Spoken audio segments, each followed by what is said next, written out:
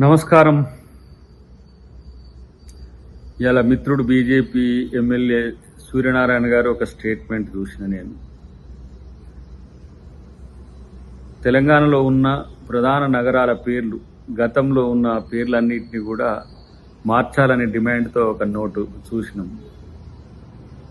దాన్ని స్వాగతిస్తూనే మీరు పాలిస్తున్న రాష్ట్రాల్లో ఉన్న పట్టణాల పేర్లు కూడా మార్చాల్సిన అవసరం ఉంది మిత్రమా.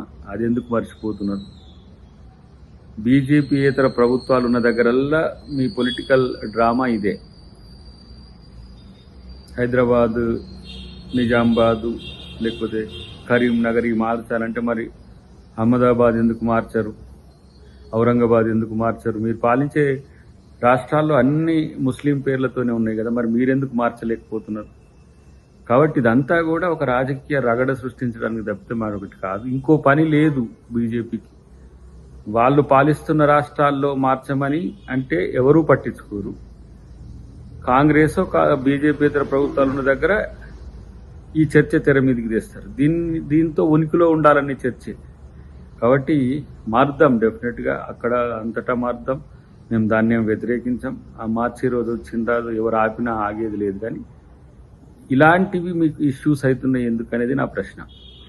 ఆ పట్టణాల పేర్లు మార్చాలని చెప్పి మోడీ గారిని అఖిలపక్షం కలుద్దాం. దాంతోపాటు తెలంగాణలో అభివృద్ధి అనేది ఇలా మేడిపండు చందాన మారిన పరిస్థితుల్లో మోదీ గారి అపాయింట్మెంట్ మీరు తీసుకోండి. అఖిలపక్షం ముఖ్యమంత్రి గారు లీడ్ చేస్తారు.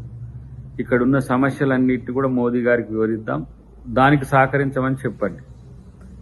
కానీ సమస్యలు పక్కన పెట్టేసి పట్టణాలు అనేది చర్చ తీసుకురావడం అంటేనే ఇష్యూను డైవర్ట్ చేయడం. వాళ్ళకేమో ఏ ఇష్యూ లేక నీళ్ళ పంచాయతీ అని పెట్టుకున్నారు. ఇలా కాళేశ్వరం అవినీతి ప్రశ్నిస్తే నల్లగొండకు నీళ్ళు లేవని అడుగుతున్నారు. మీరేమో తెలంగాణకు నిధులేవి అని మిమ్మల్ని అడిగితే మీరేమో పట్టణాల పేర్లు మార్చమంటున్నారు. అంటే ఒకటి సమస్య అయితే ఇంకో సమస్యను క్రియేట్ చేయడం ద్వారా సమస్యగానే ఉంచాలని ఒక ఎత్తుగడ భాజపాది ఉంటుంది. కాబట్టి డెఫినెట్గా ఇలా ఈ తాలూకా రాజకీయాలన్నీ కూడా కాంగ్రెస్ పార్టీ గమనిస్తున్నది. అన్నిటికంటే ఎక్కువ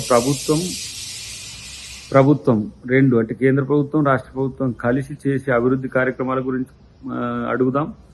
సేమ్ టైం పట్టణాల పేర్ల మార్పు గురించి అడిగే ప్రయత్నం చేద్దాం. కాబట్టి ఇవన్నీ కూడా కొంత పొలిటికల్ నాన్ సీరియస్నెస్ అంటే కనబడుతున్నాయి.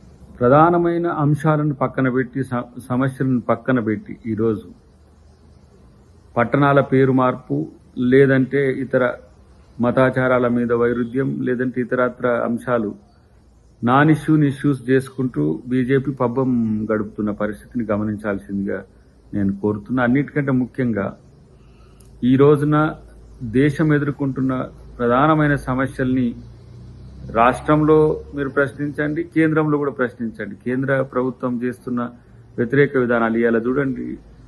రైతులు ఢిల్లీకి నిరసన చెప్పడానికి వస్తుంటే రోడ్లకు మేకులు కొడుతున్న పరిస్థితి ఎక్కడైనా చరిత్రలో ఉందా?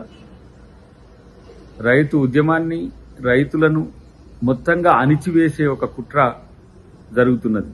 వాటి పట్ల మీకు ఎలాంటి పట్టింపు ఉండదు. ఎటొచ్చి 2-3 రాష్ట్రాల్లో కాంగ్రెస్ పార్టీ ఉంటే అక్కడ కాంగ్రెస్ పార్టీకి సమస్యలు సృష్టించడం ఎట్లా అక్కడ లోకల్ పార్టీస్తో, లేదంటే కాంగ్రెస్ బీజేపీయేతర ప్రభుత్వాలు ఉన్న దగ్గర వాళ్ళ స్టేకును పెంచుకోవడానికి ఒత్తిడి కార్యక్రమాలు తీసుకొచ్చి వాటిని కంట్రోల్లో పెట్టుకునే ఒక ప్రయత్నం చేస్తున్నారు. ఇది మంచిది కాదు.